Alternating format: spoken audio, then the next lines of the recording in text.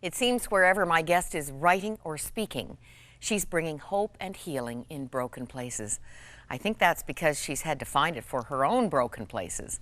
Laura Petherbridge is an international speaker, author of a book entitled When I Do Becomes I Don't: Practical Steps for Healing During Separation and Divorce. She's featured on the Divorce Care Video. It's a series used by over 12,000 churches worldwide. Now, here's her latest comforter, the smart stepmom. Laura, you are one. I am. For over 24 years, and I bet it didn't happen right out of the gate. No, didn't. There were many times I didn't think it was going to last because I wanted to get out, but we've hung in there, and we've made a good marriage, and we've made a good example for my husband's two boys of what a Christian marriage can look like, even in the midst of that much stress and strife and brokenness. So yes, we've survived. Your husband's name is? Steve. And were you Christians when your first marriages failed? Yes, I was a baby Christian. My husband was not a Christian, but he was a Christian when we got married, but he was not a Christian when he went through his own divorce, first divorce.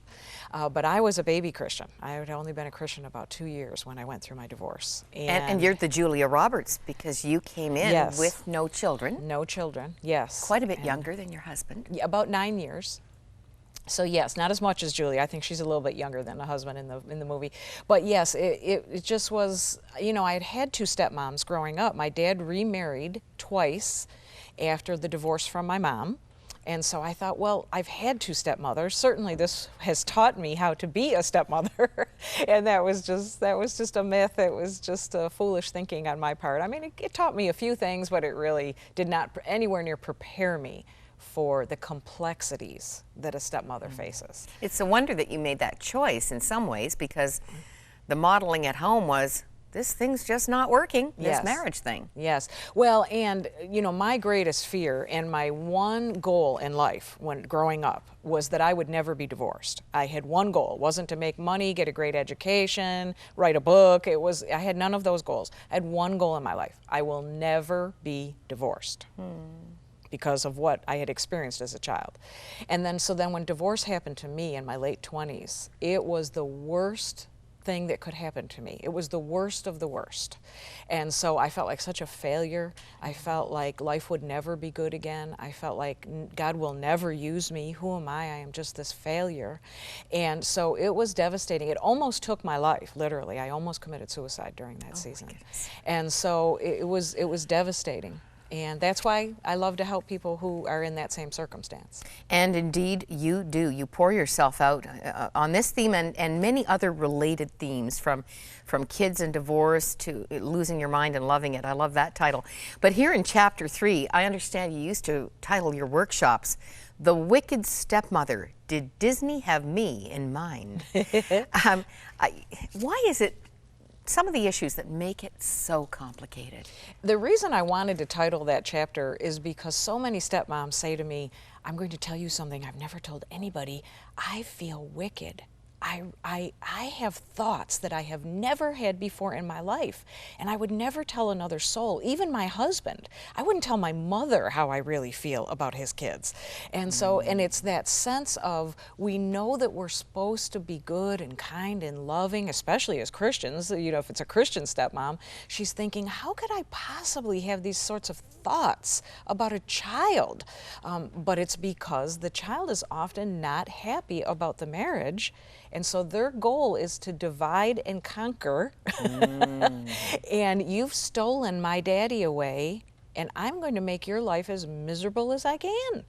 And so there's where the tension comes. There's where the rub comes. There really isn't a Brady Bunch family. No. I know Dr. Kevin Lehman says flat, he just says, blended families do not blend. That's right. So you have to make the best of a situation that really God didn't design. That's correct. See, that's the key that most people don't understand, is that all step families are birthed out of loss. All step families are birthed out of loss. Either death or divorce has occurred in the past, and therefore we've got people coming in that are grieving. They're either grieving because the biological marriage died, or they're grieving because their spouse died. And so that grief comes into the second marriage. Now, some people have dealt with the grief better than other people. Some have gone to, support groups or counseling or things like that to sort of walk through the process.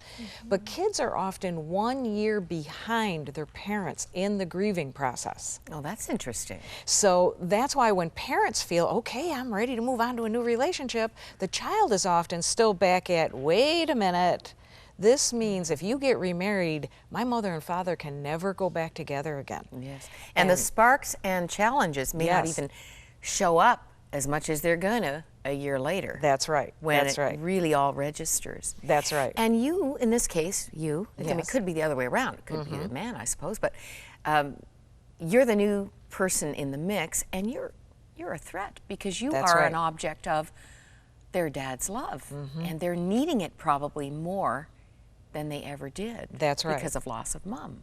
In a biological marriage, children feel safe and secure when mom and dad are close and tight and bonded and love each other and care for each other and nurture each other, sit together on the couch. That makes a child feel secure. In a step family, it does exactly the opposite. When the couple is doing all of those same things, nurturing, loving, showing affection, being close to each other, what that communicates to the child is, you've taken my parent away. And so it's a completely different mindset than it is in a biological family. And that's why the issues are so complex. No wonder you say in your book you felt like running away. Yes. How did you turn it around? Yes. Whatever gave you the courage to go in there? You'd have to roll up your sleeves. Yes. And I'm sure really turn to God for wisdom. Yes. I had to get to a place of where it was, okay, leaving is not an option, because I have a wonderful husband. He loves me very much. So it wasn't like there were other, things that were not other big marital things. It was mostly the tension with the children. And he felt so guilty because he loves his kids. He didn't want them to be hurting. We both were pretty naive about exactly, we thought, well, we're in love, they'll be happy about it. And